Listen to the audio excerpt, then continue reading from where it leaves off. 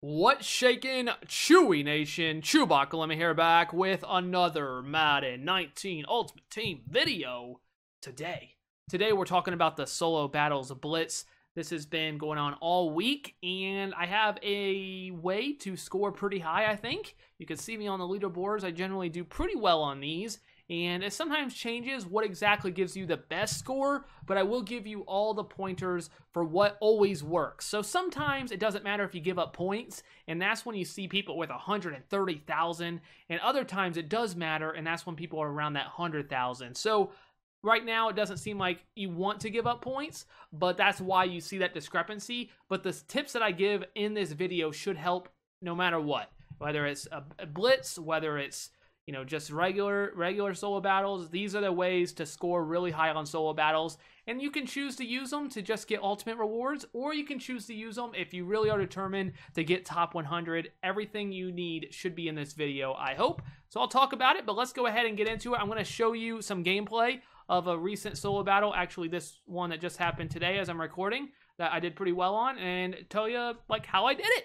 Yeah, something like that. Let's go ahead and get into it. So right off the top, I am in mid blitz, and you'll see what I'm doing, and I'll talk about it more, but I don't want to waste any more of your time and just wait to give you all the information. I'm going to give you right off the top, and then we can talk more about what I did in this solo battle, exactly why I did it. So first thing you need to know is that yards, passing, and rushing definitely matter.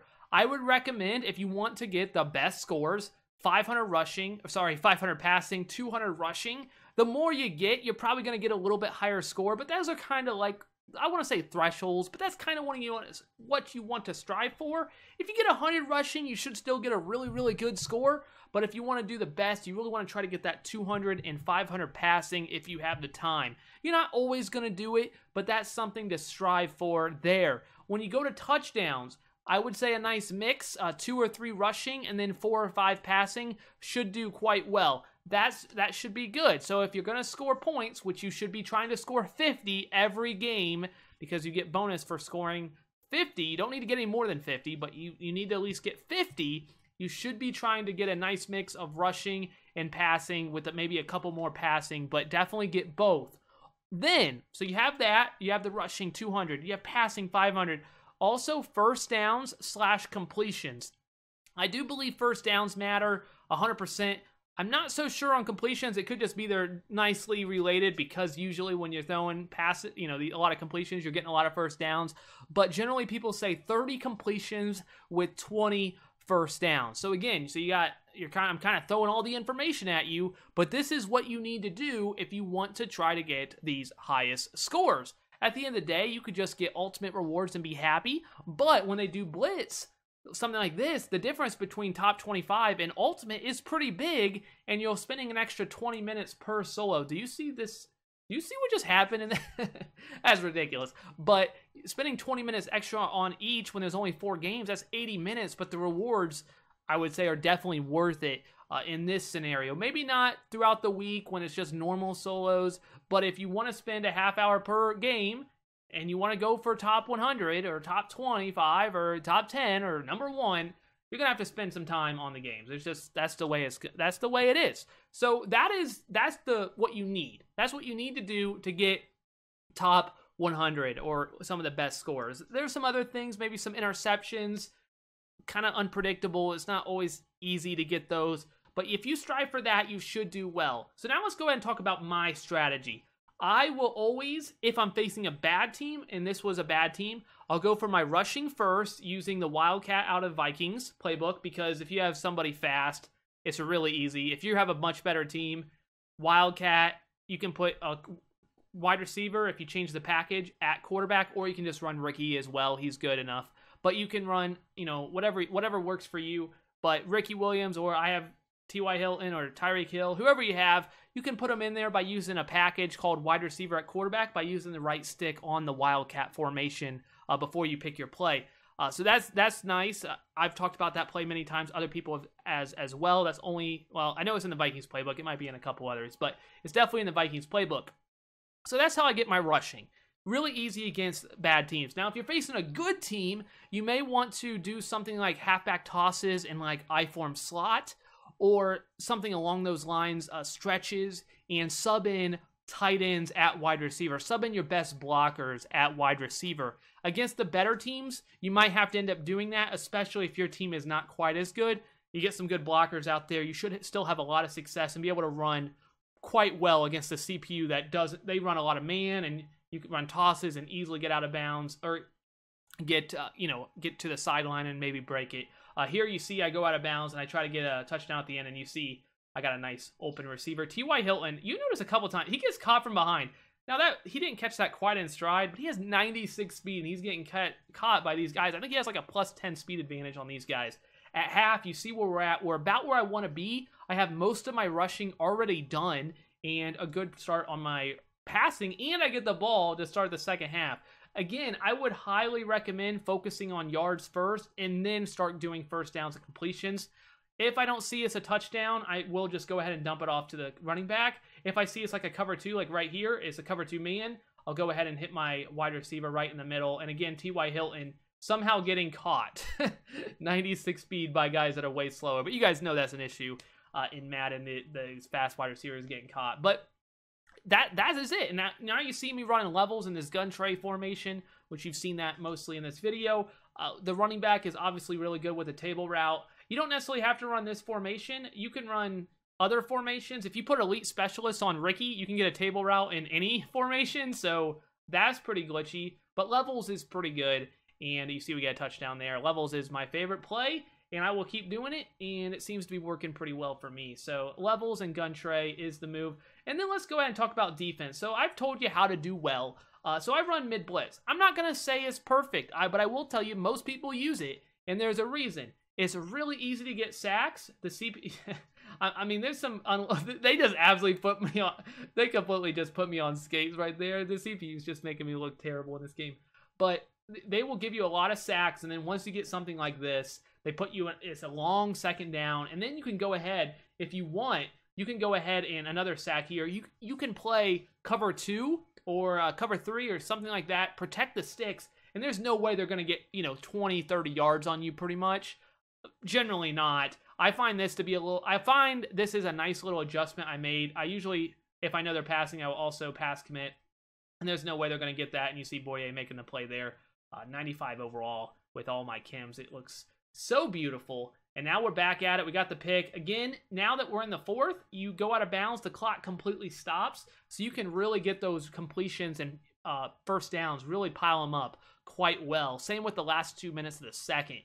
It is quite easy to do. So we're going to keep doing that. We got a lot of. We started this quarter with 36 points. Wait till you see how many we end with. There's going to be a lot of scoring that happens here. A lot of scoring, and we're going to have a pretty nice score. And again, it's just keep dumping off to your running back. It's really tough unless they play a hard flat.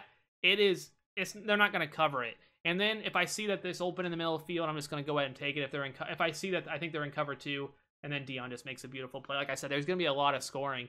So mid blitz on defense, I do want to talk a little bit more about that, because level on offense, I think it's pretty straightforward. You just keep hitting your running back, you go out of bounds, you try to stockpile those rushing yards, passing yards. However works for you. I tell you what works for me. You see it. I need 200 rushing yards. That's why you see me getting these last 20 right now, which I'll go ahead and get it on this play. But on defense, you will give up slants. You will give up curls. You'll give up a few plays. Yes, but once you get that one sack, once you get those sacks, it really pretty much, it makes it really hard for them to get that first down. So they might dot you up, and they might end up scoring 7, which you'll see at the end when I show you my scores. I gave up 7. They might end up doing that. You can still get a really good score even if you allow points. So don't be discouraged if you feel like they're dotting you up. Maybe you got to practice a little more with your user. But besides that, you see them just lobbing it up again. I'm going to try to go backwards to get more yards, but yeah, no luck there. Don't be discouraged. Maybe practice a little bit more. If you got like a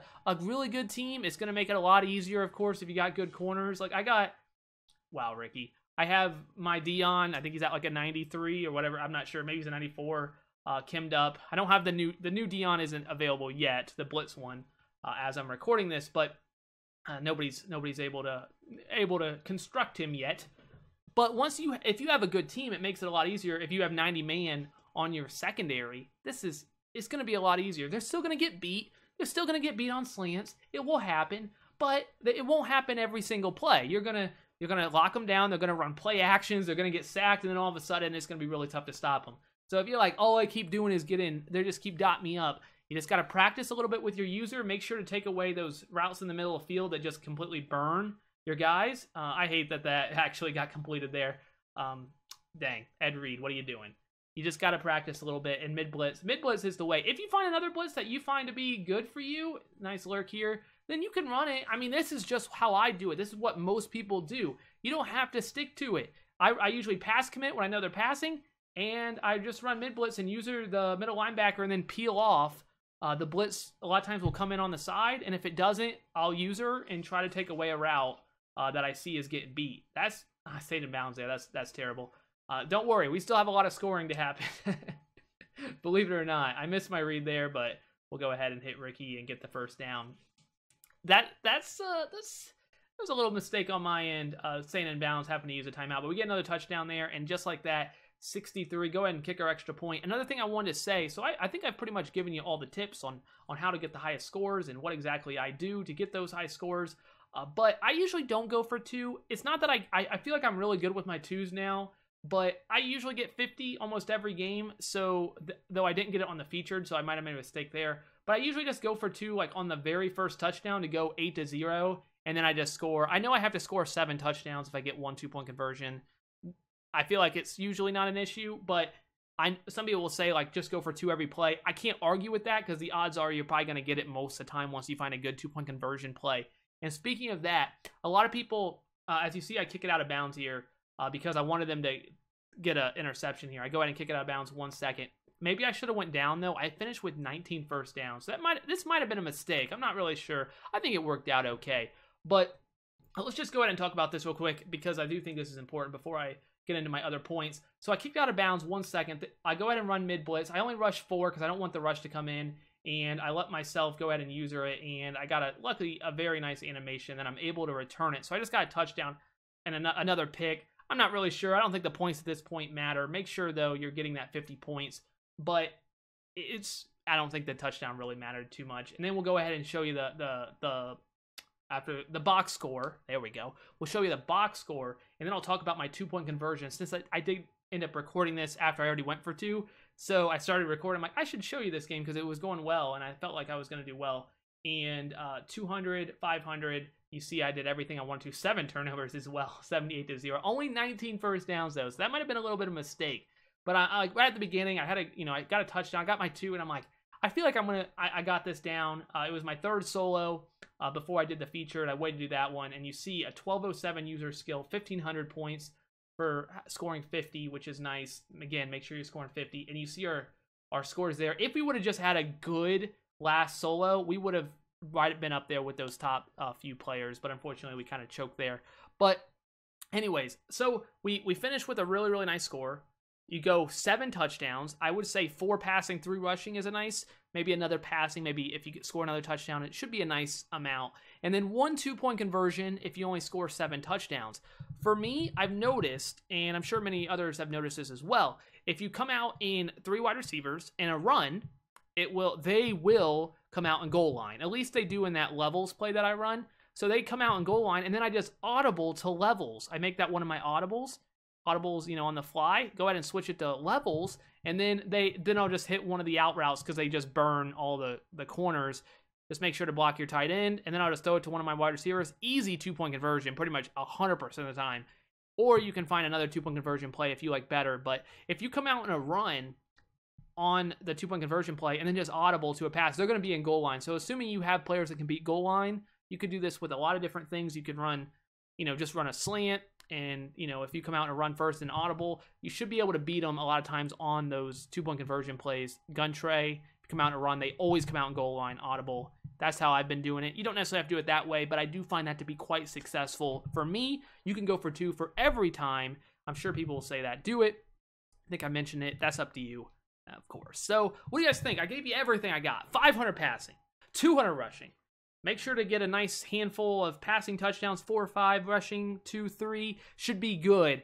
First downs, aim for 20. Completions, aim for 30. And I think that's about it. Turnovers probably help a little bit. There's, other small things, but really that's what you got to do. Vikings playbook, levels, and the Wildcat is how I get the rushing yards generally versus most time, or put wide receivers at tight ends at wide receivers and run tosses and stretches. Also works quite well. But hopefully this video did help you guys out if you're struggling with solos, or this is just more of an update, full everything I know. Maybe some things that I wasn't 100% on now, I'm 100% on, seeing what other people are doing.